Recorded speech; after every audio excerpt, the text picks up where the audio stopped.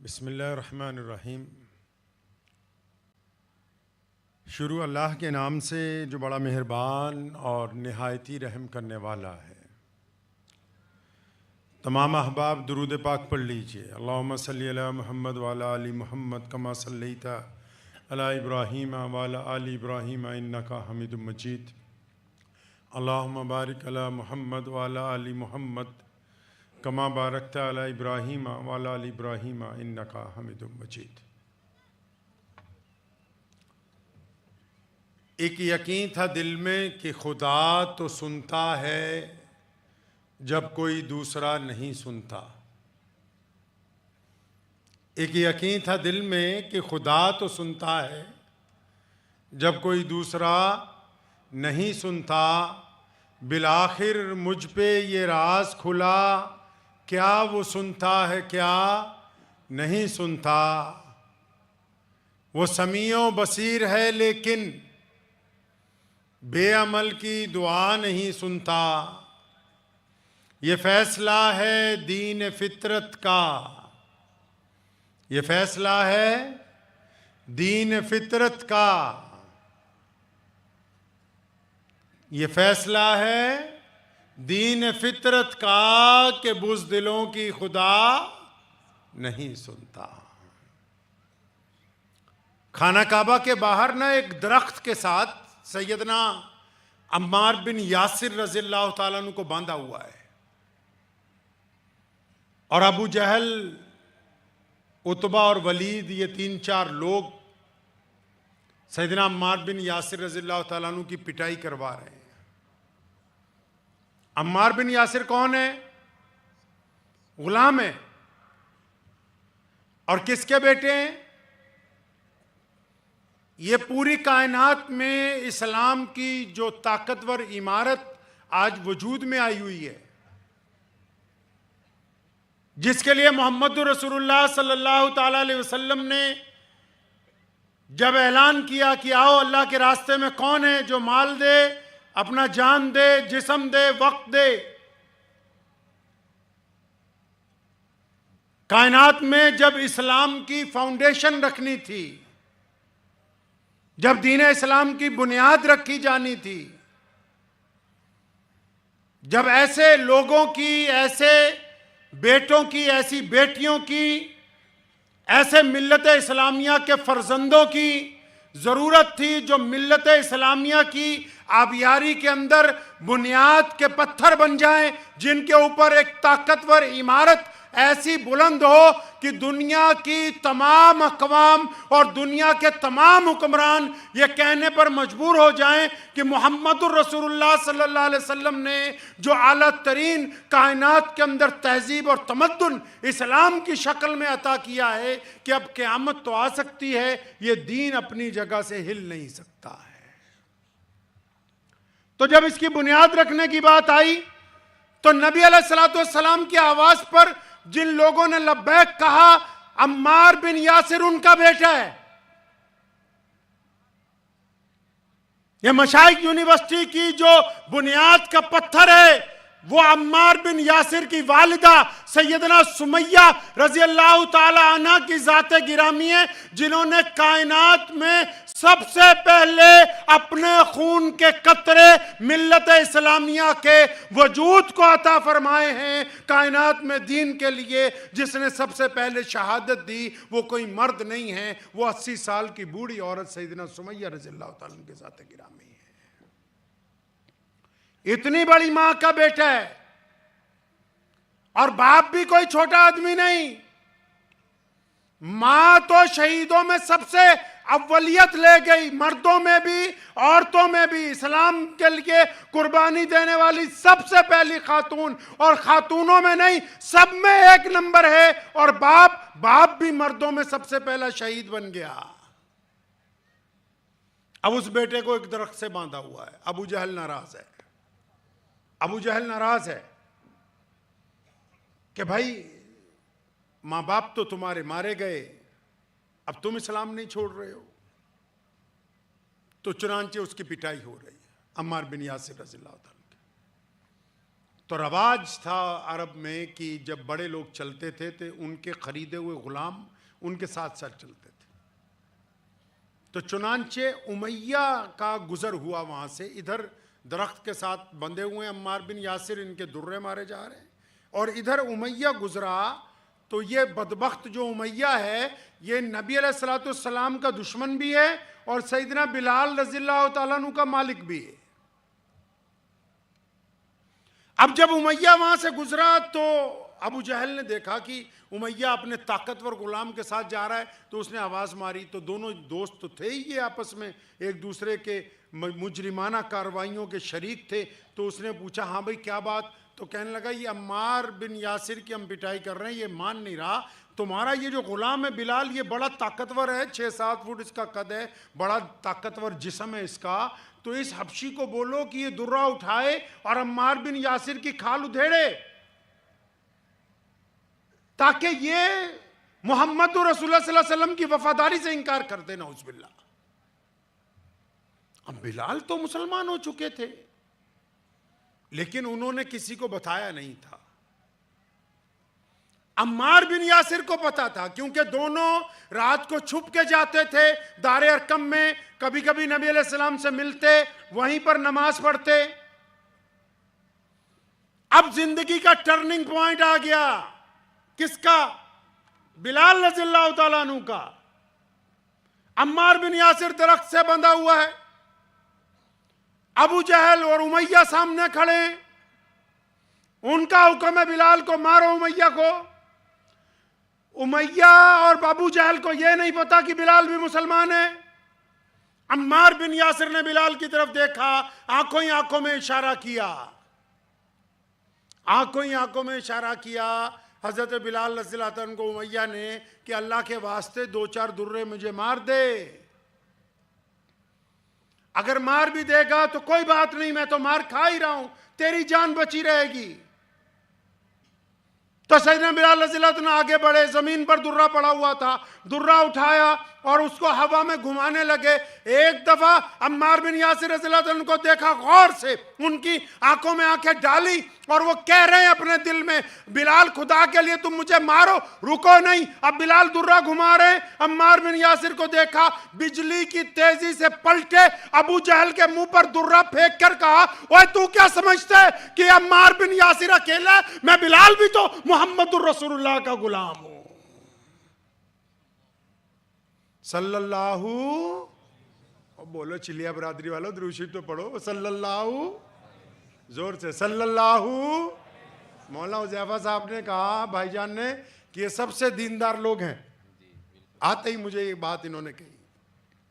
अब दीनदार तो सबसे वही होते जो आशिक बड़े हों नबी अलैहिस्सलाम के। सल्लल्लाहु, अभी भी आवाज नहीं आई पीछे से, सल्लल्लाहु, अभी भी कम है, सल्लल्लाहु, पीछे से नहीं आवाज आई, सल्लल्लाहु सल्लल्लाहु। तो सैयदना बिलाल रज़ियल्लाहु अन्हु ने कहा कि मैं भी तो साथ ही हूं इसके। यानी सैयदना बिलाल रज़ियल्लाहु ताला अन्हु ने तरबियत के इब्तदाई मराहिल में जो कुछ सीखा है उसको जाहिर करना शुरू कर दिया और क़यामत तक के लिए लोगों को यह पैगाम दिया कि जो बंदा कलमा ला इलाहा इल्लल्लाह मुहम्मदुर रसूलुल्लाह सल्लल्लाहु अलैहि वसल्लम पढ़ लेगा तो फिर वो दोगला नहीं होगा। ये हो नहीं सकता कि वो ज़ाहिरी तौर पर मुसलमान हो, बातनी तौर पर मुनाफिक हो, बातनी तौर पर मुनाफिक हो, ज़ाहिरी तौर पर मुसलमान हो। दो सूरतें उसके दरमियान में इकट्ठी नहीं हो सकती हैं। नबी अलैहिस्सलाम ने क्या किया कायनात में आने के बाद? मोहम्मद रसूलुल्लाह सल्लल्लाहु अलैहि वसल्लम ने तमाम चीजों में से मिलावट को दूर किया। तौहीद में से मिलावट खत्म, रिसालत में से मिलावट खत्म, इबादत में से मिलावट खत्म, निकाह में मिलावट खत्म, कारोबार में मिलावट खत्म, तालीम में मिलावट खत्म, रिश्तेदारी में मिलावट खत्म। मोहम्मद रसूलुल्लाह सल्लल्लाहु अलैहि वसल्लम का जो निज़ाम है वो कायनात के सामने प्योरिटी का निज़ाम है कि हम अगर किसी तरफ होंगे तो बिल्कुल साफ सुथरे होकर उसी तरफ खड़े होंगे। ये मुमकिन नहीं हो सकता कि हम सुबह को ईमान वालों के दरमियान हो और शाम को छुप के मुनाफिकों के दरमियान चले जाएं, तो ऐसा मुमकिन नहीं है। ईमान वालों और मुनाफिकों की बात आई तो मुझे एक साहब ने एक दिन किसी मौलवी का नाम लेके कहा कि वो किसी बड़ी जमात में है और हमारा तो उस जमात से बनता नहीं है, सियासी जमात है कोई, तो उसमें है, वो उनके साथ फिरते हैं। तो मैंने कहा कि वो तो बेहतरीन आदमी हो सकता है। क्यों? क्योंकि चाहे हमारा किसी सियासी जमात से ताल्लुक नहीं है तो हो सकता है कि हमें वो अच्छा ना लगता हो, लेकिन वो उनसे अच्छा है जो रात को दुश्मनों से जाकर मिलते हैं और दिन में हमारी इमामत करते हैं, वो उनसे बेहतर है। इस्लाम ने, मोहम्मद रसूलुल्लाह सल्लल्लाहु अलैहि वसल्लम ने ये बातें हमें समझाई हैं। प्यारे पैगंबर अलैहिस्सलातु वस्सलाम इन अदाओं को पसंद करते हैं। अब बिलाल रज़ियल्लाहु ताला अन्हु की पिटाई होने लगी। अब इस हद तक पिटाई हुई कि जख्मी हो गए, बेहोश हो गए। घर वालों को पता लगा, बूढ़ी माँ ने किसी तरह उठवाया, घर ले गए। अब बिलाल ने रोज का काम पकड़ लिया। अब बिलाल रज़ियल्लाहु ने डेली का काम पकड़ लिया। रोज जब घर से निकलते हैं तो गली में ही नारे लगाने लगते हैं, लब्बैक या रसूलुल्लाह, मोहम्मद रसूलुल्लाह जिंदाबाद। अब बच्चे पत्थर मार रहे हैं, बिलाल आहदुन आहदुन के नारे लगा रहा है। सिलसिला डेली चल पड़ा। तो अचानक एक दिन जब रोजाना शाम को मार खा के घर आते थे ना, एक दिन जब शाम को मार खा के घर आए तो आज अम्मा ने एक बात कही उनसे।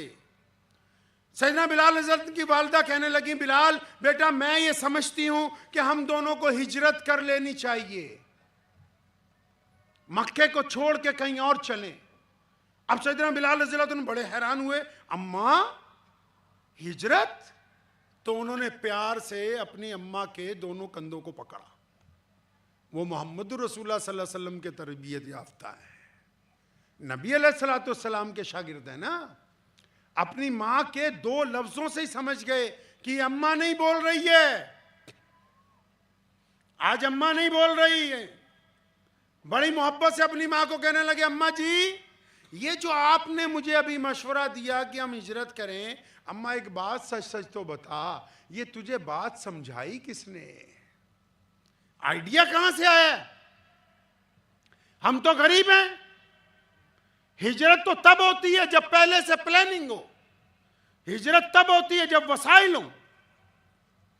हिजरत सारा कुछ तय करने के बाद की जाती। ये तो नहीं हो सकता कि मैं अचानक आऊं, आप कहो भी चल सामान बांध हम तैयार हैं, हिजरत होगी। नहीं, ये किसी ने बात समझाई। तो अम्मा और खुश हो गई उनका ये सवाल सुन के। सुनो क्या कहा सैयदना बिलाल रज़ियल्लाहु अन्हु की अम्मा ने। कहने लगी, बिलाल बेटा वो मक्के का जो बादशाह है ना अबू जहल। अब बिलाल रज़ियल्लाहु अन्हु चौंके, अच्छा अम्मा अबू जहल है बादशाह मक्के का? कि उसके जो वजीर हैं सारे, अब्दुल्ला बिन जिदान, उतबा, वलीद, अबू लहब, वो जितने हैं बड़े बड़े चौधरी, हाँ अम्मा वो सारे ही आज तुम्हारी माँ के पास आए थे।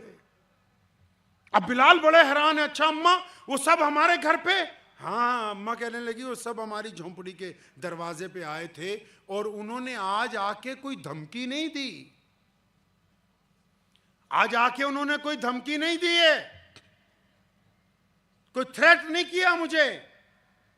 फिर क्या हुआ कि कहने लगी उनकी अम्मा, बिलाल आज उन सब ने आके मेरे से गुजारिश की है कि बिलाल की माँ, ये जो तेरा बेटा है ना, ये सुबह से लेके शाम तक मोहम्मद रसूलुल्लाह सल्लल्लाहु अलैहि वसल्लम की बातें करता है, ये सुबह से शाम तक अल्लाहु अहद के नारे लगाता है, ये सुबह से शाम तक सिर्फ रसूलुल्लाह सल्लल्लाहु अलैहि वसल्लम का जिक्र करता है। हमने इसको मारा है, हमने इसके गले में रस्सी डाली, हमने इसकी छाती पर वजनदार पत्थर रखे, हमने तपती हुई सलाखों से इसके जिस्म को दागा है, हम इसको गली कूचों में घसीटते रहे, हमारे बच्चे इस पर रोजाना पत्थर बरसाते हैं, लेकिन ये पता नहीं किस मिट्टी का बना हुआ है। दूसरे दिन फिर सुबह शुरू हो जाता है, तो हम तो सारे तंग आ गए हैं। आज तेरे पास रिक्वेस्ट लेके आए हैं, तू बिलाल की अम्मा है, खुदा के लिए कि इसको लेके यहाँ से कहीं चली जा। जब बिलाल हज़रत ने ये बात सुनी ना कि दुश्मन ने रिक्वेस्ट की है, अपनी माँ के कंधे तो पकड़े हुए थे,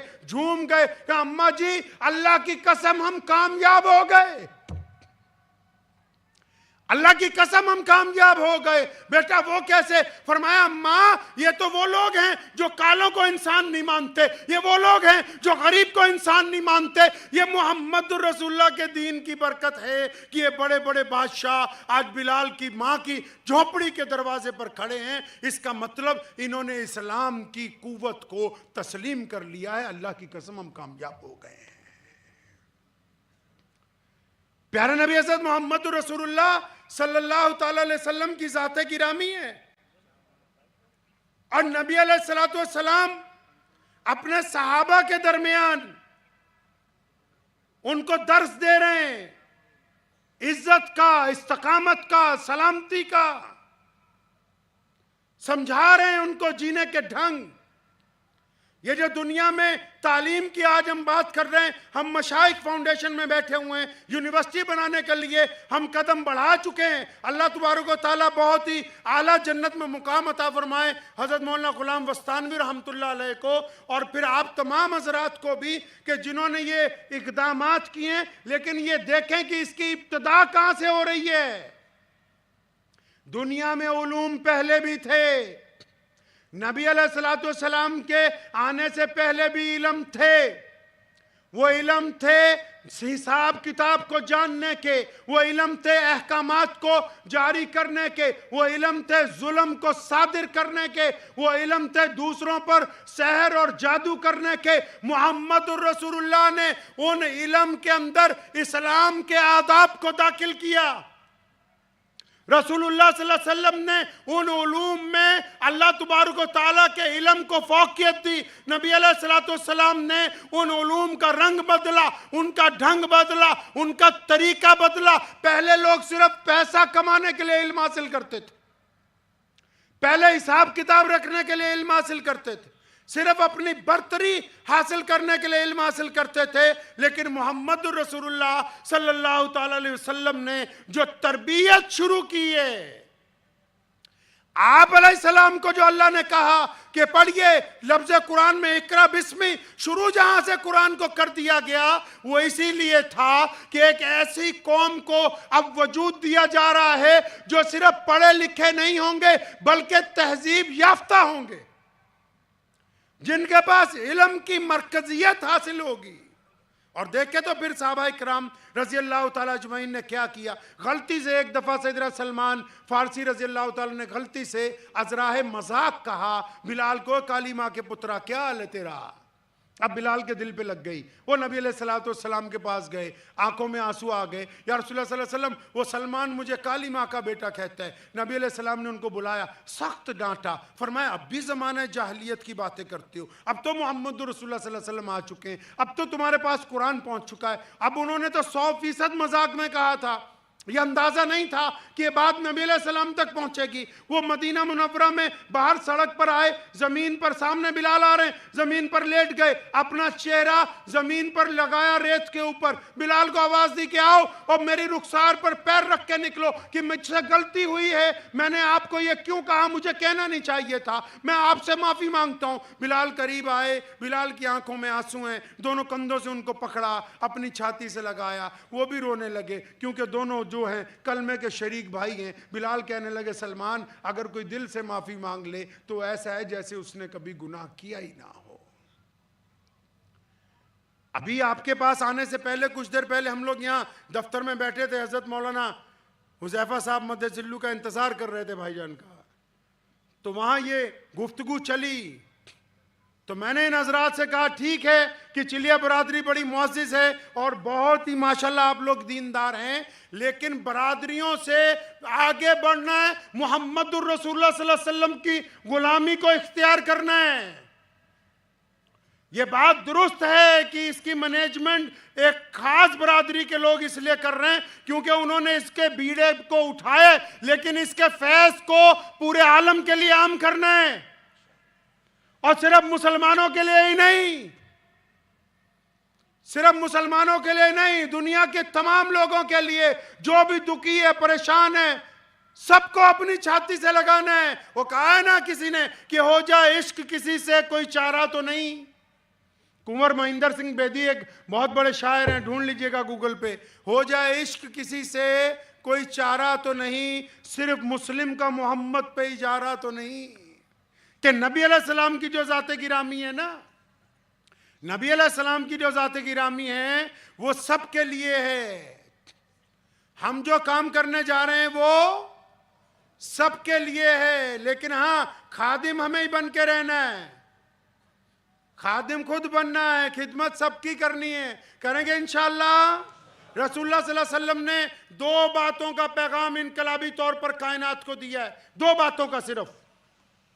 नबी अलैहिस्सलाम ने कायनात को दो बातों का पैगाम दिया। किन दो बातों का? प्यारे पैगंबर अलैहिस्सलाम ने ये कहा, आपको शायद याद होगा, आपके पास बहुत आलिम भी हैं, बड़े बड़े बुजुर्ग भी मौजूद हैं। अल्लाह एक है, आदम अलैहिस्सलाम कह रहे हैं, कहते कहते इब्राहिम अलैहिस्सलाम तक आ गए। 1,24,000 नबियों का सिलसिला है। इब्राहिम अलैहिस्सलाम की औलाद में भी कितने नबी हैं? सब ने कहा अल्लाह एक है। लेकिन मोहम्मद और रसूलुल्लाह सल्लल्लाहु अलैहि वसल्लम ने जब अल्लाह की वहदानियत की बात की, रसूलुल्लाह सल्लल्लाहु अलैहि वसल्लम ने जब यह कहना था कि अल्लाह एक है, तो दो लफ्जों में दो टोक कहा कि अल्लाह को जो लोग मानेंगे वो मोहम्मद रसूलुल्लाह के वफादार होंगे। और कान खोल के सुन लो कि जो रसूलुल्लाह के वफादार होंगे, अगर अल्लाह एक है तो कायनात के तमाम लोग इज्जत के मामले में, वकार के मामले में ये भी एक हैं। किसी माँ ने कोई ऐसा बच्चा पैदा नहीं किया जिसकी बरादरी के नाम पर इज्जत को आप कम कर सकते हो। लोग जाके हैरत से बताते थे, कभी आप तारीख पढ़िएगा, जब नबी अलैहिस्सलाम मक्कतुल मुकर्रमा में पैदा हुए, जो लोग आते थे उस दौर में हज करने के लिए, जो उस दौर में बैतुल्लाह का तवाफ करने आते थे ना गैर मुस्लिम, और उनको जब पता लगता था एक नबी आ गए जिनका नाम मोहम्मद है, जो अल्लाह और उसके रसूल की बात करते हैं, और जो हैरत की बात ये कहते हैं कि बेटी को कत्ल नहीं करो, ये अल्लाह की रहमत है, और इससे बड़ी बात वो ये कह रहे हैं कि गोरे और काले भाई है, इससे बड़ी बात वो ये कह रहे हैं कि इंसान का जूठा पाक है, इससे बड़ी बात वो ये कहते हैं कि सब एक ही सफ में खड़े होंगे। तो आप कभी तारीख पढ़िएगा, वो यमन में जाके, वो कैसर किसरा के पास जाके, वो हिंदुस्तान तक आके लोगों को इकट्ठा करके बताते थे, भाई एक ऐसा नबी आ गया कायनात में जो ये कहता है कि तमाम इंसान एक बराबर हैं, इंसानों में किसी एक को दूसरे की वजह से जलील नहीं समझा जा सकता है। ये जो बरादरियां हैं ना, ये पहचान के लिए बनी। किसके लिए बनी भाई? पहचान के लिए। पंजाबी जी कहावत है, वो कहते रैत मलूक हुंदी है, जात मलूक नहीं हुंदी। हज़रत एक किस्सा याद आ गया, सुना देते। पंजाबी में कहावत है, रैत मलूक हुंदी है, जात मलूक, मतलब जो हम काम करते हैं वही असलियत है हमारी, जात असलियत नहीं है। तो बहुत पहले की बात है, एक बादशाह के दरबार में एक मुकदमा आया। तो पहले जो मुकदमे आया करते थे ना, उसमें फैसला तो बादशाह ही किया करता था, उस वक्त जज नहीं होते थे पुराने दौर में। तो एक मुकदमा आया कत्ल का, तो बादशाह के सामने गवाह पेश हुए, तो पता लग गया भी कत्ल इसी बंदे ने किया है। लेकिन जिस बंदे ने कत्ल किया था वो अपने दौर का बड़ा पढ़ा लिखा, मिसाल के तौर पर ये समझो कि प्रोफेसर था वो। अब वो बादशाह ने जब उसके कत्ल का ऑर्डर कर दिया कि भाई इसने बंदा मारा है तो इसकी गर्दन उतारो, तो बादशाह के वजीर ने कान में कहा, जनाब ये पढ़ा लिखा आदमी है, काम आएगा, दानिश्वर है, इसको फांसी की सजा नहीं दो, इसको कैद में रख लो, जब कभी जरूरत हुआ करेगी इसको मशवरे के लिए बुलाएंगे। तो बादशाह को ये बात अच्छी लगी, तो उसने जल्लाद को बोला भाई इसको मारना नहीं है, इसको कैद में रखो, जब कभी जरूरत हुआ करेगी तो हम इसका इस्तेमाल करेंगे। तो वो कैद में चला गया। तो कुछ दिन के बाद एक बंदा घोड़े बेचने आया जब सल्तनत में, तो बहुत सारे घोड़े लाया। तो बादशाह के वजीर ने कहा, हुजूर वो जो दानिश्वर हमने जेल में रखा है उसको बुला के घोड़े चेक करवाएं। क्योंकि बहुत कीमती घोड़े, पैसा देना है। तो उसको बुलाया, तो उसने सारे घोड़े खरीदे, सारे घोड़े चेक किए, तो ज़्यादातर एक तरफ कर दिए और बीच में 15-20 घोड़े निकाल के एक तरफ कर दिया। अब बादशाह ने बोला ये क्या किया? बोला हजरत ये सारे असली हैं और ये जो मैंने अलग किए हैं ये दोगले घोड़े हैं। अब बादशाह बड़ा खुश हुआ, तो उसने व्यापारी को बुला के डांटा कि सच सच बताओ। वो बोले बिल्कुल ठीक कह रहा है कि ये सारे घोड़े असली हैं, ये वाले घोड़े जो हैं इनकी माँ पैदाइश के वक्त मर गई थी तो इनको गधी का दूध पिलाते रहे, इसलिए इनकी और इसकी नस्ल में। तो बादशाह बहुत खुश हुआ। तो बादशाह ने कहा यार मतलब पैसे बच गए, रियासत को पता लग गया भी असली क्या है नकली क्या है। तो बादशाह इतना खुश हुआ तो उसने शाही बावर्ची को बुलाया। तो उसका जब लांगरी आ गया तो उसने बादशाह ने उसको कहा लांगरी को कि ये जो कैदी है दानिश्वर, जो नान हम रोज खाते हैं, आपने देखा होगा ना बादशाहों वाला नान, पठानों का नान भी आता है ना बड़ा, उसमें काजू बादाम कीमा बहुत कुछ, बहुत बड़ा होता है वो। तो बादशाह ने कहा जो हम नान रोज खाते हैं, आज से इस कैदी को रोजाना एक नान शाही मतबख से जाएगा। कैदी भी खुश हुआ, दानिश्वर वो भी बड़ा खुश हुआ। तो चुनांचे कैदी चला गया। अब 15-20 दिन बाद एक बंदा हीरे जवाहरात बेचने के लिए आया। तो बादशाह ने फिर कहा अभी दानिश्वर को बुलाओ। दानिश्वर साहब आए, सारे हीरे चेक किए, तो कहने लगे बादशाह हुजूर ये तमाम के तमाम हीरे जो हैं एक कांच को तराश के बनाए गए हैं, इसमें असली हीरा कोई भी नहीं है। अब बादशाह को गुस्सा आया, तो जो हीरे बेचने आया था वो डर डर के कांपने लगा, कहता हुजूर गलती हो गई, मेरे पास कर्ज था, मैंने सोचा कि आपको कांच तराश के दूंगा तो मेरा कर्ज उतर जाएगा। बादशाह बड़ा खुश हुआ। तो वो हीरे वाला तो चला गया। तो बादशाह ने लांगरी को बुलाया, कहने लगा कैदी को एक रोज नान देते हैं ना? बोला हाँ जी रोज एक नान देते हैं। बोला आज से इसके 2 कर दो। अब वो जब कैदी ने, दानिश्वर था कैदी, जब उसने सुना 2 नान मिलेंगे आज से, तो वापस जाता जाता बड़बड़ाने लगा, कहता मुझको तो बादशाह भी नकली लगता है, ये असली नहीं है।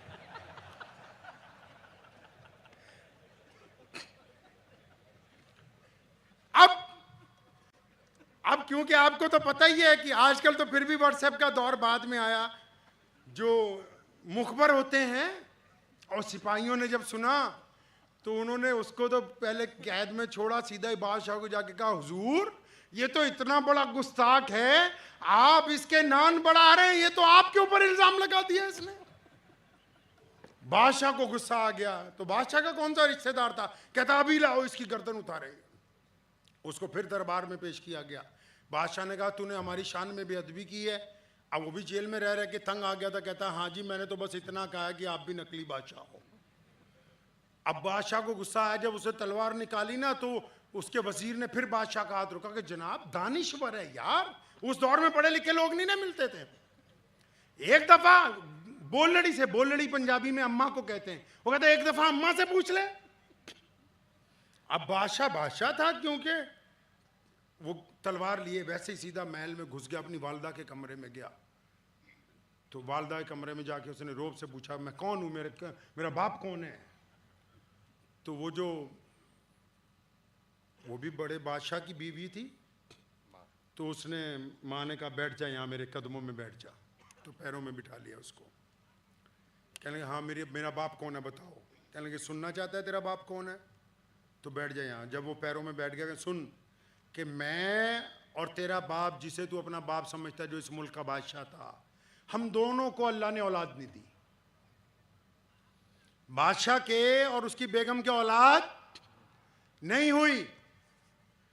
तो उन दिनों में जब हम परेशान थे कि अगर कोई बच्चा नहीं होगा कब पालेंगे, बड़ा होगा, हमारे बाद रियासत कैसे चलेगी, तो हमारे जो बावर्ची खाना है, तो हमारे बावर्ची के घर में तू पैदा हुआ था, तो मैं वहां से उठा लाई उसकी बीवी से, और तुझे हमने अपना बेटा बना के पाला है। तेरी तरबियत हमने अपना बेटा बना के की है। उसकी आंखें झुक गई। फिर वापस दरबार में गया, उसको जाके पकड़ा दानिश्वर को। कहता सारी बातें एक तरफ, तू ये बता तूने मुझको कैसे पहचाना कि मैं असली बादशाह नहीं हूं?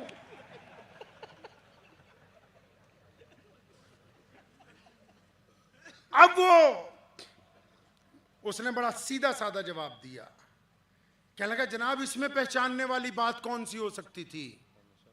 जब मैंने पहली बार आपको एक कीमती बात बताई, आप असली बादशाह होते तो मेरी रिहाई का ऐलान करते, मुझको वजारत का कलमदान पकड़ाते। दूसरी बात जब कहा कि हीरे नकली हैं, आप मुझको एक रियासत देते कि इतनी जागीर तुमको दे दी हो, क्योंकि तुम हो लांगरी की औलाद ना, इसलिए मेरी रोटियां ही बढ़ाते रहे, तुमने रोटी से आगे जाके कुछ सोचा नहीं है। तो बरादरी बड़ी फोकियत नहीं है, बरादरियां दुनिया में दो हैं, एक ईमानदार, जो लोग ईमानदार हैं उनकी बरादरी ईमानदार है, जो लोग बेईमान हैं उनकी बरादरी ठग है। बाकी जितने नाम हमने रखे हैं, कुरान ने कहा, मोहम्मद रसूलुल्लाह ने कहा, हमारे अकाबरीन कहते हैं, उलमा बार बार समझाते हैं कि ये तमाम के तमाम नाम सिर्फ पहचान के लिए रखे हुए हैं, ताकि शनाख्त हो जाए कि हम किस खित्ते के रहने वाले हैं, किस रंग के रहने वाले हैं, किस ब्लड लाइन के रहने वाले हैं। किसी ज़ात और बरादरी की वजह से एक दूसरे के ऊपर फौकियत हासिल नहीं हो सकती। तो हज़रत इमाम जुनैद बगदादी रहमतुल्लाह अलैह, बहलोल दाना का नाम तो आपने सुना होगा, बहुत बड़े बुजुर्ग गुजरे और वो मखजूब थे। तो हज़रत इमाम जुनैद बगदादी रहमतुल्लाह अलैह एक दिन सैर करने के लिए निकले अपने शागिर्दों के साथ, तो बहलोल दाना वहाँ दरिया के किनारे बैठा होता, तो इमाम साहब ने देखा बहलोल है, तो गए उसको सलाम करने। जब जा रहे थे तो शागिर्दों ने कहा इमाम साहब रुक जाओ, ये बहुत बदतमीज है, आपकी बेइज्जती कर देगा। तो उन्होंने कहा नहीं नहीं भाई बेइज्जती नहीं करेगा। गए सलाम किया, वालेकुम सलाम, कौन है भाई तू? फरमाया जी मैं जुनैद। फरमाया कौन सा जुनैद? कहने जो मैं यहाँ दर्स देता हूँ। अच्छा, कहता तू इमाम जुनैद बगदादी है? क्या हाँ मैं इमाम जुनैद बगदादी हूँ। अच्छा फिर तो तुझे खाने का सुन्नत तरीका पता होगा। तो इमाम जुनैद बगदादी उसके पास ज़मीन पर बैठ गए दरिया के किनारे। फरमाया हाँ जी, वो ऐसा है ना कि सुन्नत तरीका ये है कि हाथ मुंह धो के इत्मीनान से बैठें और कोशिश ये करें कि हर चीज़ चारों तरफ पाक हो, और बिस्मिल्लाह पढ़ के अल्लाह के नबी अलैहिस्सलाम पे दुरूद भेज के जब खाना शुरू करें। तो जुनैद बगदादी अभी बातें बता ही रहे थे, तो उधर बहलोल को गुस्सा आया, उसने मुट्ठी बना के ज़ोर से मुक्का जुनैद बगदादी के मारा और फरमाया तू इतना बड़ा मौलवी बना फिरता है, तुझे तो खाना खाने का तरीका नहीं पता है अभी तक। तो उठ के वो भाग गया वहाँ से जुनैद बगदादी, हो बहलोल दाना वहाँ से उठ के भाग गया। तो शागिर्द आ गए चारों तरफ से, हज़रत हमने कहा था ना कि आपकी बेइज्जती कर देगा। हज़रत कहा था, आप माने नहीं। अच्छा एक बात और बताऊं, सारी हजरत नहीं खराब होते, कई बार हजरतों के चमचे बहुत खराब होते हैं। समझे नहीं? बाज़ औक़ात हम लोग समझते भाई हजरत ही हजरत को तो पता ही नहीं लगता, चमचे खराब निकल जाते हैं। हमारे यहाँ बहुत बड़े बुजुर्ग गुजरे, शेख बाबा फरीदुद्दीन शकरगंज रहमतुल्लाह अलैह, वो नफली रोज़े रखते थे। तो कोई हिंदू बहन आई तो उसने कहा हजरत अगर आप कुछ खाएंगे तो मैं बच्चों को जाके खिलाऊंगी। तो हज़रत जब खाने लगे तो उनके शागिर्दों ने ना उनकी तरफ घूर घूर के देखना शुरू किया कि तुम तो रोज़ा है, आज जुमेरात का रोज़ा रखा है, जुमे का रोज़ा रखा है। तो उन्होंने उनको नहीं देखा, बस बिस्मिल्लाह पढ़ के खाया और औरत चली गई। नफली रोज़ा था, रमज़ान का नहीं था। तो शागिर्द बाद में, हज़रत आपने तो रोज़ा तोड़ दिया। फरमाया सुनो, ये टूटा हुआ नफली रोज़ा है, मैं फिर रख सकता हूँ, इसका अगर दिल टूट जाता तो उसको कौन जोड़ता फिर। तो बाज़ औक़ात जो मशीर हैं, मशीर जो होते हैं वो गलत होते हैं तो बंदा ठीक होता है। तो हज़रत जुनैद बगदादी को उनके चेलों ने कहा हज़रत बेइज्जती करवा ली, अब तो तसल्ली हो गई, चलो चलते वापस। तो फरमाया नहीं। वो बहलोल आगे जाके ज़मीन पे बैठ गया था। हज़रत जुनैद बगदादी फिर उसके पास गए, अस्सलाम वालेकुम। वालेकुम सलाम, कौन है भाई?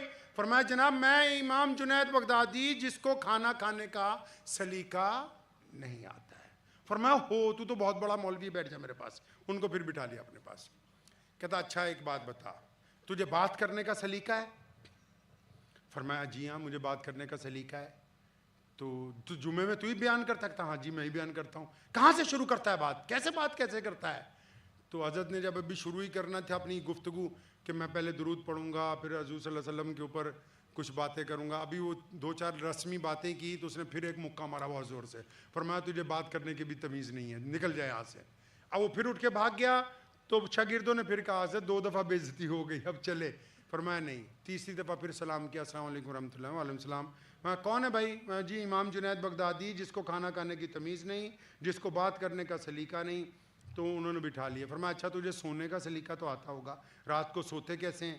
तो हज़रत बिल्कुल रात को हम तो कहते हैं वज़ू करके सोया करें, दाईं करवट सोया करें और फिर सूरह फातिहा पढ़ लिया करें। उसके बाद हम लोग आयतुल कुर्सी पढ़ने के लिए कहते हैं, चारों कुल पढ़ने के लिए कहते हैं। इतनी कुछ बातें कर रहे थे तो उन्होंने मिट्टी उठा के उनके सिर पे डाल दी। और मैं तो यार इतना बड़ा आदमी है यार, तुझे तो सोने का सलीका भी नहीं आता। अब हज़रत इमाम जुनैद बगदादी रहमतुल्लाह अलैह ने बहलोल के दोनों हाथ पकड़ लिए, उनको उठने नहीं दिया। कहने लगा मेरी बात सुन ले, अब तुझे मुझे ये तीनों बातें बतानी होंगी। तो बहलोल ने कहा सुन जुनैद, खाना खाने की तमीज़ ये नहीं है कि खाना अच्छा हो, खाना खाने की तमीज़ ये नहीं है कि बर्तन अच्छे हों, डाइनिंग टेबल अच्छा हो, हाथ साबुन से धुले हुए हों, शक्ल तुम्हारी किबले की तरफ हो, तुम बिस्मिल्लाह पढ़ के खा रहे हो।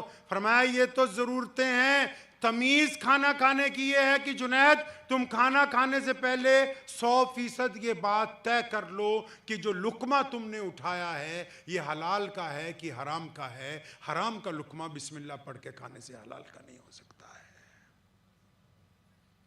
गुफ्तगू करने की तमीज़ ये नहीं है कि आप क्या कह रहे हैं, तमीज़ ये है कि क्या आप अल्लाह और उसके रसूल सल्लल्लाहु अलैहि वसल्लम की रजामंदी के लिए कह रहे हैं कि दुनिया की रजामंदी के लिए कह रहे हैं। अगर अल्लाह और उसके रसूल की रजामंदी के लिए कह रहे हैं तब तो आप रसूलुल्लाह के तरीके के ऊपर हैं। अगर दुनियादारों की रजामंदी के लिए कह रहे हैं तो फिर आप उसके तरीके के ऊपर नहीं हैं।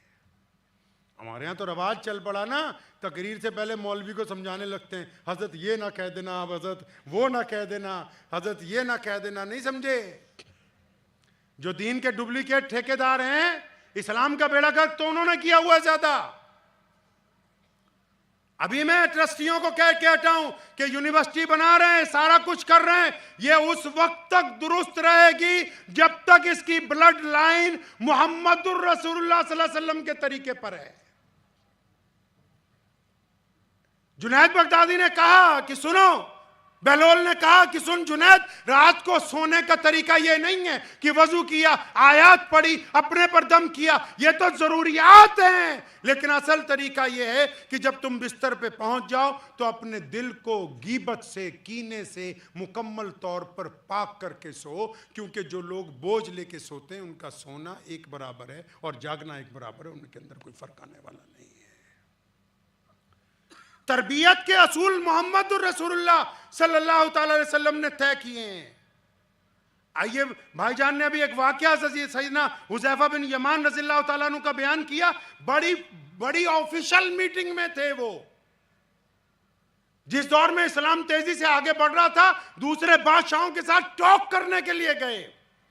उस वक्त जब लुकमा जमीन पे गिरा, उठाने लगे तो पीए ने कहा कि मत उठाओ, ये सामने वाले गैर मुस्लिम समझेंगे कि इनको तमीज नहीं है, ये टुकड़ा जमीन से उठा के कह रहा है। फरमाया तुम क्या चाहते हो कि मैं दुनिया वालों की रजामंदी के चक्कर में मुहम्मदुर रसूलुल्लाह सल्लल्लाहु अलैहि वसल्लम के अहकामात को फरामोश कर दूं? अपनी मिट्टी पे चलने का हुनर सीख लो। संगे मरमर पर चलोगे तो फिसल जाओगे। गाड़ी 10 करोड़ की हो लेकिन उसमें मुसल्ला और लोटा रखा हुआ हो, कमरा बेहतरीन इमारत में बना हुआ हो लेकिन दस्तरखान जमीन पर लगा हुआ हो, पानी चाहे बेहतरीन बोतल बड़ी आ जाए लेकिन पीने के लिए सुन्नत के मुताबिक कटोरा या गिलास मौजूद होना चाहिए। खाना चाहे जितनी मर्जी लवाजमात बना के, जितनी मर्जी कौरमे बिरयानियां बना लो, लेकिन जब तक वो सुन्नत के मुताबिक उन्हीं तश्तरियों में, उन्हीं बर्तनों के अंदर नहीं होगा जो इस्लाम की रिवायात हैं, तो ये डिस्पोजलों में खाने के बाद वो इस्लाम की रिवायात के अंदर दाखिल नहीं रहेगा। कपड़े जितने मर्जी कीमती हो लेकिन पैजामा या पैंट टखनों से ऊंची हो, इमारत जितनी मर्जी बुलंद बना लें लेकिन नमाज के वक्त तमाम काम कुछ देर के लिए रुक जाएं। अस्पताल में जितने मर्जी मरीज दाखिल हों लेकिन रोजाना सुबह शाम उनके लिए दुआओं का एहतमाम करने वाले लोगों की मौजूदगी दर्ज होनी चाहिए। हमारा लिबास, हमारी शक्ल, हमारा तरीका, हमारा तमद्दुन, ये पता लगे कि ये बंदा इस यूनिवर्सिटी में आया, हॉस्पिटल में आया, तो ये खिदमत करने वाले मोहम्मद रसूलुल्लाह के गुलाम है। आपका किरदार, आपकी जुबान, आपकी आंखें, आपका लबो लहजा, आपका लिबास अगर इस बात की गवाही नहीं देगा कि आप नबी अलैहिस्सलाम के दीन के ऊपर चल रहे हैं, अगर वो गवाही नहीं देता तो फिर आपको दौलत खर्चने का आखिरत के अंदर कोई फायदा होने वाला नहीं है। नबी अलैहिस्सलाम ने जो हमें तालीम अता फरमाई है, तालीम पहले थी कारोबार के लिए, आज जो अंग्रेज तालीम दे रहा है वो किसकी है? हमारे यहां जितनी यूनिवर्सिटियां हैं उनमें लिखा है कि प्रोफेशनल यूनिवर्सिटी है। आप एमबीए करेंगे तो आपको 20 लाख का पैकेज मिल जाएगा, आप एमबीबीएस करेंगे 60 लाख सालाना का पैकेज मिल जाएगा, आप आईआरएफएस बन जाएंगे, बाहर के मुल्क में जाके ऑफिसर लगेंगे। सबकी तय की हुई है कि इतना पैसा लगाओगे, बच्चा इतना पढ़ाओगे, लेकिन उन तमाम तालीमों में दीन की तालीम क्यों अहमियत रखती है? आप यकीन माने ये बात हम सिर्फ आपको नहीं कह रहे, हम पंजाब में अपने हिंदू सिख दोस्तों को रोज़ाना मैं कहता हूँ, हमारे यहाँ क्योंकि अक्सर प्रोग्राम हम सब लोग इकट्ठे करते हैं, मैं सुनो कि जिस तरह हम अपने बच्चों को मदरसों में पढ़ाते हैं, जिस तरह हमारे बच्चे इंग्लिश मीडियम स्कूलों में पढ़ते हैं, हम शाम को उनको मस्जिद में पढ़ने के लिए लेके जाते हैं। पूरी दुनिया में इस्लाम इसलिए कायम है कि हमारी पूरी दुनिया के मुसलमानों के बच्चे, चाहे वो ऑक्सफोर्ड में पढ़ते हो, चाहे वो लॉस एंजलिस में पढ़ते हो, चाहे वो टोक्यो में हो, चाहे वो फ्रांस में हो, चाहे वो जर्मन में हो, चाहे वो स्पेन में हो, जब वो दोपहर को स्कूल से आते हैं तो हमारे माँ बाप उनको कार में बिठा के कहाँ लेके जाते हैं? इस्लामिक कम्युनिटी सेंटर में एक मौलवी के पास छोड़ के आते हैं। और अगर वो मौलवी के पास नहीं ले जाते तो मौलवी हर हफ्ते हमारे घर पे पढ़ाने के लिए आता है। क्यों? क्योंकि हमको पता है कि जो बच्चों को हम अंग्रेज़ों की तालीम दे रहे हैं, इसमें दौलत कमाने का तरीका है, इसमें अच्छा लिखने का तरीका है, अच्छा पहनने का तरीका है, लेकिन इसमें हलाल और हराम की तमीज़ नहीं है, इसमें माँ बाप का एहतराम नहीं, इसके अंदर पड़ोसी के साथ खड़े होना नहीं लिखा, इसके अंदर बुग़्ज़ और कीने से बचने का फन नहीं। आप अगर अपने बच्चों को तालीम याफ्ता बना रहे हैं तो उनकी तालीम के साथ दीन इसलिए जरूरी है। अगर हम यहां पर ये जो यूनिवर्सिटी को हम अप्रिशिएट करने क्यों आए, मौलाना हुज़ैफा साहब क्यों आए, हम क्यों आपको अप्रिशिएट कर रहे हैं? क्योंकि हमें लगा कि आप दीन के मुताबिक एक इदारा कायम करने जा रहे हैं। आपका बेटा अगर मेल नर्स बनेगा, आपकी बेटी अगर नर्स बनेगी, आप अगर किसी को डॉक्टर बनाएंगे तो वो प्रिस्क्रिप्शन लिखते हुए इस बात का ख्याल रखेगा कि मैंने मरीज की जेब नहीं काटनी, मैंने इसको शिफा का रास्ता बताना है, क्योंकि उसके कलम में मोहम्मद रसूलुल्लाह सल्लल्लाहु अलैहि वसल्लम की मोहब्बत शामिल है, इसलिए उसको हलाल और हराम की तमीज आ जाएगी। आपको क्यों कह रहे हैं बार बार इस पे पैसा लगाओ? क्योंकि जब इस पे पैसा लगाएंगे तो यूनिवर्सिटी तो तैयार होगी, लेकिन इसका अजर जो है वो क़यामत वाले दिन भी मिलने वाला है, इसका अजर बाद में भी मिलने वाला है। ये तो नहीं है कि सिर्फ इसका अजर दुनिया के अंदर ही मिलेगा। तो इस बात को ज़हन नशीन कर लीजिए आप अच्छी तरह कि हमारा मकसद मोहम्मद रसूलुल्लाह सल्लल्लाहु अलैहि वसल्लम के तरीके पर चलने से आगे पहुंचने वाला है। दुनिया के जिस मर्जी बुलंद मर्तबे पर पहुंच जाइए, लेकिन सुन्नतों को मत छोड़िएगा। मैं मजाक के बगैर कह रहा हूं आपको, मैं 2-3 दफा गुजरात आया हूं, बोतल में पानी पी पी के थक गया, वो बोले गिलास है ही नहीं। तो मैंने इनसे पूछा कई लोगों से कि 50 साल पहले पानी कैसे पीते थे आप? 10 साल पहले तक पानी कैसे पीते थे? किसने कहा कि डिस्पोजल ले आओ? 10 साल पहले किस में खाना खा रहे थे? किसने कहा सिर्फ प्लास्टिक की कुर्सियों पर ही बैठना है? दस्तरखान कहां है? कहां वो सारी आला रिवायतें? अपनी मिट्टी को मत छोड़ें। आप चाहे सोने का लुकमा बना के खाइए, लेकिन खाइए नबी अलैहिस्सलाम के तरीके से। आप चाहे बेहतरीन लिबास पहनिए, लेकिन पहनिए मोहम्मद रसूलुल्लाह सल्लल्लाहु अलैहि वसल्लम के तरीके से। अभी भी मैं इनसे पूछ रहा था ट्रस्टियों से, मैं कभी पूछा चंदा लेने की सुन्नत क्या है? तो बोले हमने तो कभी पूछा नहीं। मैं कहा नबी अलैहिस्सलाम ने जब चंदे का ऐलान किया, फरमाया आओ तुम्हारी जान भी चाहिए, माल भी चाहिए, तुम में जो काबिल हैं आके काम करो, तुम में जो टैलेंट के लोग हैं आके अपना टैलेंट दिखाओ, जो टैलेंट नहीं दिखा सकते वो रकम लगाओ, जो रकम नहीं लगा सकते आके मजदूरी करो, हमारे कंधे से कंधा लगाओ। ये मोहम्मद रसूलुल्लाह की सुन्नत है, नबी अलैहिस्सलाम की सुन्नत है कि जब चंदा आ जाए, रकम जमा हो जाए, उसको फौरी तौर पर खर्च कर दो। खाने पीने में भी तो नबी अलैहिस्सलाम की सुन्नतें होनी चाहिए ना। हम तो कभी पूछते ही नहीं, हम तो बोले सुबह कोरमा और सुबह को कीमा और साथ में नान, दोपहर को बिरयानी और साथ में मुर्गे का कोरमा, शाम को फिर दोबारा बिरयानी और उसके साथ जनाब अली कोई देसी मुर्गा, सुबह उठते फिर नहारी, अल्लाह अकबर। नबी अलैहिस्सलाम ने तो 24 घंटे गोश्त नहीं खाया। हम इस कसरत के साथ नौज़बिल्ला जो बुनियादी सुन्नतें हैं उनको छोड़ रहे हैं। उससे ये खतरा खड़ा हो गया कि क्या सिर्फ इस्लाम हमारे पास दिखावे का रह जाएगा। अभी आप तमाम हज़रात बैठे माशाल्लाह, ये पूरा इलाका अल्लाह वालों का है और सब दीनदार हैं। आपको तो पता ही होगा कि पैजामा जो है टखनों से, अरे बोलते रहो, बस और 10 मिनट में छोड़ देंगे आपको इंशाल्लाह। पैजामा कहाँ होना चाहिए? किधर? ऊपर। और मूछें होंठों से ऊपर। अब ये जो पैजामा टखनों से ऊपर होना चाहिए, तो मैं एक वाक़या दोबारा बता देता हूँ। भाईजान बैठे हुए हैं। हज़रत जब मैं पढ़ने गया सहारनपुर मज़ार-ए-आलम, तो हम तो पंजाब में तो बहुत कम मुसलमान हैं अभी भी। तो वो इत्तफाकन मेरा पैजामा नीचे था, तो मुझे 2-3 लड़के मिले, वो बोले तू जहन्नुम में जाएगा, इसको ऊँचा करो। अब बात ठीक है गलत है? बात तो ठीक। भाई अगर पैजामा नीचा होगा तो कहाँ जाएंगे? अरे बोलो भाई, जोर से बोलिए, आपसे कुछ बातें करने आए हम लोग। हम दोनों भाइयों को जो आपने बुलाया तो बातें करने के लिए बुलाया ना, आपसे गुफ्तगू करने के लिए आए हैं ना। अगर सिर्फ जलसा करना मकसद होता फिर तो रोज होते ही हैं जलसे। हम तो किसी खास मकसद के लिए इकट्ठे हुए ना सब। तो पैजामा अगर टखनों से नीचे होगा तो कहाँ जाएंगे भाई? हाँ, और अगर ऊंचा हुआ तो जन्नत।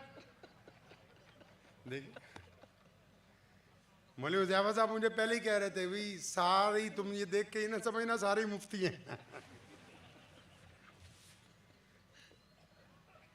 लेकिन ये जो बुखारी शरीफ में हज़रत अबू बकर सिद्दीक़ रज़ियल्लाहु ताला अन्हु के बारे में लिखा है कि जब उनको पता लगा कि पैजामा ऊंचा रखना चाहिए, लाचा, वो लुंगी बांधते थे तो थोड़े हेल्दी थे ना, तो बार बार खिसक जाती थी। नबी अलैहिस्सलाम के पास दौड़े गए, या रसूलल्लाह मैं तो बड़ा हलाकत में पड़ रहा हूँ, ये बार बार खिसक जाता है। और फरमाया घबरा क्यों रहा है, कसदन थोड़ी नीचे किया है, लेकिन इसको रखना ऊपर है। कहाँ रखना है जी? कहाँ रखना है पैजामे को? ऊपर। क्यों? क्यों? सुन्नत है। सही जा रहे हो बिल्कुल। और किसी को कोई एक्सक्यूज? वही बात मैंने अपने घर पहुंचा, जब मैं छुट्टी पे जुमेरात को चला जाता था, तो मैंने अपने वालिद शेर इस्लाम मौलाना हबीबुर रहमान सानी लुधियानवी रहमतुल्लाह अलैह को कही। हमारे अब्बा में एक ही सबसे बड़ी खासियत जो हमने सारी ज़िंदगी नोट की, बग़ैर सुन्नत के कभी कोई काम नहीं करते थे। तो मैं कहा अब्बू आप यार हमसे झूठी बोलते रहे। हमारे अब्बा कहा करते थे भी हमें अपना दोस्त समझो। आप हमें झूठी बोलते रहे। बोले क्या? मैं कहा आप तो कहते हो कि माँ के पैरों के नीचे जन्नत है, वो मदरसे वालों ने बताया कि वो टुकनों में फंसी हुई है।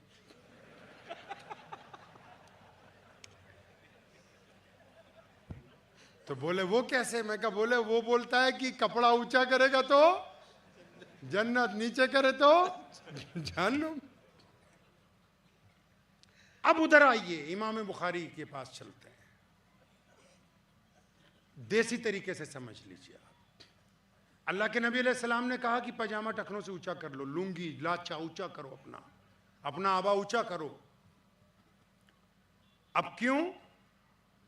अब एक बंदा जिसका पैजामा टखनों से ऊंचा है, कोई भी बंदा जिसका पैजामा टखनों से ऊंचा है और वो अपने अब्बू को गाली देता है, अपनी मां से बदतमीजी करता है, अपनी बीवी से बदतमीजी करता है, बच्चों से बदतमीजी करता है, हर एक राहगीर के सलाम का जवाब नहीं देता, वो गरीब के मुंह में लुकमा नहीं डालता है, वो मस्जिद में नमाजियों से गुंडागर्दी करता है, उसकी आंखों में शर्मो हया नहीं है, उसकी जुबान से कोई बचा हुआ नहीं है, उसके दिल में कीना है, उसको गीबत करने की आदत है।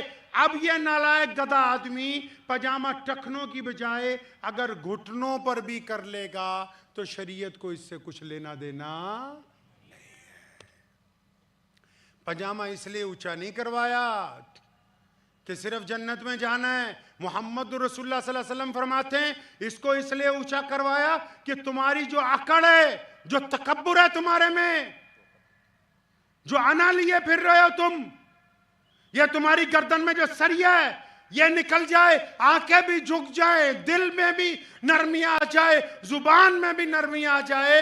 तो अब जब मसले की रूही खत्म हो गई, जब पजामा ऊंचे करने वाले की ना जुबान में शफकत है ना किरदार में शफकत है, तो अब मियाँ इसको ऊंचा करो या नीचा करो, अल्लाह और उसके रसूल सल्लल्लाहु अलैहि वसल्लम के नज़दीक ये कुछ फायदा रखने वाला नहीं है।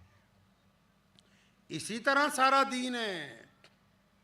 अगर आपका किरदार बोल रहा है कि आप अच्छे मुसलमान हैं, तब अल्लाह और उसके रसूल सल्लल्लाहु अलैहि वसल्लम के नजदीक आप बेहतर हैं। अगर आपका अपना दिल नहीं कहता, एक चीज तो झूठ नहीं ना बोलती, कौन सी? हमारा जमीर। जमीर तो झूठ नहीं बोलता कभी। जमीर कह रहा है कि तू बेईमान है। इस्लाम की फोटो देखे ना अपने मोबाइल में, आपके मोबाइल में इस्लाम की फोटो है, आप कहोगे कौन सी? वो आपकी अपनी सेल्फी, उसको खींच के लगाओ और देखो, क्या आप अपनी फोटो देख के ये कह सकते हैं कि हिंदू भाइयों के नजदीक, सिख भाइयों के नजदीक, जैनियों के नजदीक, दलित भाइयों के नजदीक, ईसाई भाइयों के नजदीक क्या ये फोटो किसी ईमानदार की है? अगर उनके नजदीक ये फोटो किसी ईमानदार की है तो आप रसूलुल्लाह सल्लल्लाहु अलैहि वसल्लम के सच्चे आशिक हैं। अगर उनके नजदीक ये फोटो किसी बेईमान ठग की है तो आप मोहम्मद रसूलुल्लाह सल्लल्लाहु अलैहि वसल्लम की वफादारी का हक अदा नहीं कर रहे हैं। बात तो अपने से शुरू होगी। किरदार तो हमने अपना देखना है, मिसाल तो हमने कायनात के सामने पेश करनी है। आज दुनिया प्यासी है, पूरी कायनात में जाओ, सिर्फ हमारे मुल्क को छोड़ के तेजी से लोग इस्लाम की तरफ आ रहे हैं। हम खुद अपने मसाइल में परेशान हैं, एक दूसरे की जात और बरादरियों पर तनकीद को लेकर परेशान है। अभी मशाइख यूनिवर्सिटी के ट्रस्टियों को कहा, मैंने कहा अपना एक ताकतवर अमीर तय करो। यह सुन्नत है मोहम्मद रसूलुल्लाह सल्लल्लाहु अलैहि वसल्लम की। नबी अलैहिस्सलाम ने बिल्कुल वाज़ेह तौर पर सहाबा को कहा, 1,24,000 सहाबा को, कि 313 बदरी सहाबी तुम में से अफजल हैं। 313 बदरी सहाबियों को फिर कहा कि अशरा मुबशरा जो हैं वो तुम में सबसे ज्यादा अफजल हैं। और फिर अशरा मुबशरा को एक दिन कहा कि अबू बकर और उमर जो हैं ये तुमसे भी ज़्यादा मेरे करीब हैं। और फिर आखिर एक दिन सिर्फ अबू बकर सिद्दीक रज़ियल्लाहु अन्हु उनका हाथ पकड़ा, अपने मुसल्ले पर खड़ा किया अपनी मौजूदगी में, ताकि सबको पता लग जाए कि मोहम्मद रसूलुल्लाह का सबसे करीबी नबी अलैहिस्सलातु वस्सलाम के बाद तुम्हारी रहनुमाई करने वाले अबू बकर सिद्दीक रज़ियल्लाहु ताला। नमाज क्यों पढ़ते हैं हम लोग? अभी जमात होगी ईशा की, हम सब लोग भाई पीछे खड़े होंगे, कोई एक कारी, आम सा कारी हाफिज नमाज पढ़ाएगा। क्यों? क्योंकि हम सब लोग अपने अपने ओहदों पे रहने के बावजूद इसलिए उसके पीछे नियत बांधते हैं कि हमने मान लिया कि इस वक्त तो हमारा कायद है, इस वक्त तो हमारा इमाम है, इस वक्त तो हमारा अमीर है। जब तक ये मिशन पूरा नहीं हो जाता, जब तक सलाम नहीं फिर लेते, हम तेरे तरीके के ऊपर चलेंगे। तू उठेगा तो हम उठेंगे, तू बैठेगा तो हम बैठेंगे। हम सब की सलाहियतें चाहे वो किसी भी ओहदे के ऊपर हो, अब एक अमीर के पीछे आके रुक गई, ताकि हम ये बता सके दुनिया को कि हम एक अमीर की इमारत के अंदर मुत्तहिद होकर कायनात के सामने खड़े। नमाज के इन पहलुओं को अपनी ज़ाती ज़िंदगी में नहीं लाएंगे तो कामयाबी कैसे होगी? ठीक है गाड़ी के बहुत सारे पहिए हैं, लेकिन ड्राइवर तो हैं जी। आपके पास कोई लीडर है? लीडर बनाना भी तो नबी अलैहिस्सलाम की सुन्नत है ना, हैं जी। आपने अपना किसी को बड़ा बना रखा है? बताओ जरा, चिलिया बरादरी का इस वक्त कोई बड़ा बुजुर्ग कौन है? कौन है आपका कोई ऐसा आदमी जिससे हुकूमत अगर बात करना चाहे कि इस बरादरी में हमने बैठ के गुफ्तगू करनी है, आपने अब तक किसको अपना कायद बनाया? क्या ये इस्लाम में नहीं? क्या ये मस्जिद के निज़ाम में ऐसा नहीं? क्या तबलीग के निज़ाम में ऐसा नहीं? बताओ, है कि नहीं? है तो फिर हमारी ज़ाती निज़ाम में क्यों नहीं? हमारे समाजी निज़ाम में क्यों नहीं? हमारे तालीमी निज़ाम में क्यों नहीं? मशावरत को इस्लाम ने दूसरा दर्जा दिया है। पूछ लेना, मौलाना साहब साथ में बैठे हैं इसलिए जिम्मेदारी से बात कर रहा हूं। मशावरत को इस्लाम ने दूसरा दर्जा दिया। पहला दर्जा किसको दिया? इमारत को। पहला दर्जा अमीर को दिया। पहला दर्जा मस्जिद में मेहराब कितने बनाए? 10-12। अरे मुसल्ले कितने लगाए आगे इमामत के लिए? अगर 2-4 होते तो एक ट्रस्टी बोलता रुकू करो, दूसरा बोलता नहीं क़याम में बैठना है। इन जाती औसाफ को अपने अंदर उतारना होगा। ये नबी अलैहिस्सलाम की सुन्नतें हैं, वो हमें सिखा के गए कि इज्जत के साथ कैसे रहना है। दूसरों की मदद तभी करेंगे जब खुद उस काबिल बन जाएंगे। हम कल को फ्री इलाज का ऐलान करेंगे तभी करेंगे कि आज हम एक बहुत बड़ा इदारा खड़ा करने के काबिल हों। इदारा तभी खड़ा होगा जब कोई एक बड़ा फैसले लेने के लिए मौजूद होगा। ये तो नहीं हो सकता कि हर फैसला लेने के लिए आपको इकट्ठा किया जाए, फिर एक मीटिंग की जाए, फिर 200 लोगों से मशवरा किया जाए। नहीं, बल्कि हमको अपने माशरती निज़ाम में नबी अलैहिस्सलाम की सुन्नतों को हर जगह लेके आना होगा, हर जगह। नमाज में सुन्नत है तो इमारत बनाने में भी सुन्नत का दखल है। इमारत बनाने की सुन्नत नहीं पूछी नबी अलैहिस्सलाम से? प्यारे नबी अलैहिस्सलाम से नहीं पूछा कभी आपके आर्किटेक्ट ने कि इमारत कैसी होनी चाहिए? नबी अलैहिस्सलाम कहते हैं कि एक इमारत और दूसरी इमारत के दरमियान 12 बालिश का फासला रखो। क्या नबी अलैहिस्सलाम की उन हदीसों के मुताबिक आपके आर्किटेक्ट को नबी अलैहिस्सलाम को देख के इमारत बनानी है कि अपनी मर्जी से बनानी है? किचन मोहम्मद रसूलुल्लाह सल्लल्लाहु अलैहि वसल्लम के तरीके से चलाना है कि अपने तरीके से चलाना है? अगर सिर्फ इबादत रसूलुल्लाह के तरीके से होगी और लिबास रसूलुल्लाह के तरीके का नहीं होगा, शाहराएं रसूलुल्लाह के तरीके से नहीं होंगी, रोशनी का इंतजाम नबी अलैहिस्सलाम के तरीके से नहीं होगा, कलेक्शन नबी अलैहिस्सलाम के तरीके से नहीं होगी, खर्च नबी अलैहिस्सलाम के तरीके से नहीं होगा, तो फिर बरकत कहाँ से आएगी? अल्लाह के बंदो, कदम कदम पर मुहम्मदुर रसूलुल्लाह सल्लल्लाहु अलैहि वसल्लम को तलाश करना है, कदम कदम के ऊपर। मुझे नाम याद नहीं आ रहा, मेरे अब्बू जान ने मुझे वो वाकया कई बार सुनाया। एक बुजुर्ग के पास हिंदवाना, वो जिसको कहते हैं तरबूज, वो लेके गए तो उन्होंने कई मुफ्तियों को पूछा कि नबी अलैहिस्सलाम ने तोड़ के खाया, काट के खाया? तो 2-4 मुफ्तियों ने कहा कि अभी इस बारे में कोई हमें तो अच्छी किताब नहीं मिली जिसमें हो। फरमाया फिर मैं अभी नहीं खाता हूँ, जब तभी तुम्हें ये हदीस मिल जाए। तो कदम कदम पर नबी अलैहिस्सलाम को तलाश करना है, उनके तरीके पर चलना है। अगर इज्जत चाहते हैं, करेंगे इंशाअल्लाह। तो प्यारे नबी अलैहिस्सलाम चाहते हैं कि हम पॉजिटिव रहेंगे। आप भी रहेंगे पॉजिटिव? रहेंगे पॉजिटिव? प्यारे नबी अलैहिस्सलाम चाहते हैं कि हम बदगुमान ना हो। नबी अलैहिस्सलाम चाहते हैं कि हम आसानियां बांटें। नबी अलैहिस्सलाम चाहते हैं कोई हमारे दरवाजे पे आए तो भूखा ना जाए। नबी अलैहिस्सलाम चाहते हैं कोई हाथ अगर अपनी मदद के लिए आगे बढ़ाए तो हम उसकी मदद के लिए तैयार हो जाएं। नबी अलैहिस्सलाम चाहते हैं कि हमारा दिल पाक हो। तो हम जाती जिंदगी में भी ऐसा करेंगे, नहीं करेंगे इंशाअल्लाह? तो वक्त भी बहुत हो गया है, तो दुआ करें अल्लाह करीम मुझे भी और आप सबको भी इन बातों पे अमल करने की तौफीक अता फरमाए। और ये कोई बड़ा मुश्किल काम नहीं है, ये जो यूनिवर्सिटी खड़ी करनी है। मैं तो कई बार गुजरातियों को कहा करता हूँ तुम पूरी दुनिया में चंदा देते रहो, अपने गरीबों को कुछ मत देना। अभी एक जगह, मैं जगह का नाम नहीं लूंगा, गया था मस्जिद में, वो बोले बहुत करोड़ों रुपए लगा के बनाई, तो मोहल्ले में 4-5 मुसलमानों के घर टूटे हुए थे। वो ठीक है, बाहर के भी मदरसों को ज़रूरत होगी, लेकिन एक तय करो कि यहाँ बस इतने फ़ीसद देना है।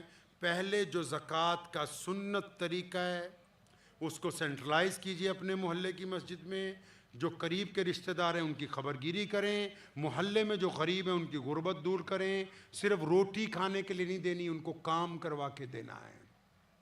ये यूनिवर्सिटी कोई बड़ी चीज़ है बताइए आप लोगों के लिए? ईमानदारी से बताओ, ये बहुत बड़ा प्रोजेक्ट है। कितने पैसे लग जाएंगे? ज़्यादा से ज़्यादा 1000 करोड़ लग जाएगा, 2000 करोड़ लग जाए, कितने लग जाएंगे भाई? अगर आप तमाम हजरात ये नियत कर लें कि हमको हर महीने एक माकूल रकम जो हमें परेशान ना करती हो वो इन हजरात को पकड़ानी है जो दयानतदारी के साथ खिदमत में लगे हुए हैं, तो मुझे नहीं लगता कि ये कोई इतना बड़ा प्रोजेक्ट है कि हम इसको मुकम्मल नहीं कर सकते। कर सकते हैं अगर इरादा करेंगे इंशाअल्लाह। मुकम्मल इरादा कीजिए कि ये इस्लाम की शनाख्त है इस ज़मीन के खित्ते पर। हमने इसके ज़रिए लोगों तक ये बात पहुंचानी है कि मोहम्मद सल्लल्लाहु अलैहि वसल्लम के जो मानने वाले लोग हैं उनका दवाखाना, उनका तालीमी इदारा, उनकी यूनिवर्सिटी, उनका स्कूल, उनका हेल्थ सेंटर मज़हब नहीं देखता, रंग नहीं देखता, ज़ात नहीं देखता, बरादरी नहीं देखता। हम सबको अपनी सीने से लगाने के लिए तैयार हैं। दुआ कीजिए अल्लाह इन बातों पे अमल की तौफीक अता फरमाए। व आखिरु दावाना अनिल हम्दुलिल्लाह।